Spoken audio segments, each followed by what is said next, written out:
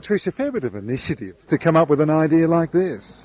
Yes, it's always a bit daunting to come into a community and propose to come up with an idea for public artwork, and of course it's within the community that you find your source material. So I looked for strategies to be able to really affiliate with the community and get some acceptance and really then sculpt their stories and their materials. Sculpt is probably a good word to use here, because that's what it appears as though you have done with the rural community in particular. I think there's a tradition of social sculpture and a sort of working methodology behind me, but in many ways it's like normal sculpture, but my range of materials aren't just the physical, they're also the stories themselves, and also looking at means of communication themselves. So those things provide me with lots of working material.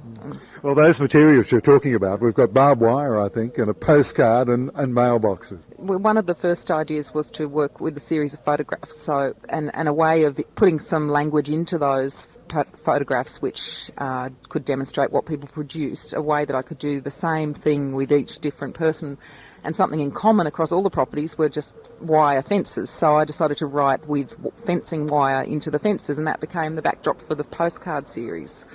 And the mailboxes, much of the past or the present as well? I hope that I showed a mixture of some history and some contemporary stories are involved, and even the construction of the boxes themselves. I really, by talking to the farmers, looking at the rubbish or the materials, the debris around their properties, I then made my choice of how I could construct a box. So each box is only made with what I could find on the property itself, and then inspired by the interview and the people that I was meeting. So there's a box which is completely made of stainless steel and full of gadgetry, and that's because the person that I was interviewing dries herbs and is into a sort of very scientific kind of a lifestyle than others, such as Maria's, where they're working with timber. Hers then, of course, was made of timber and used horseshoes for the hinges, and so it was really a joint project. Yes, I built the things, but I couldn't have done it without the participatory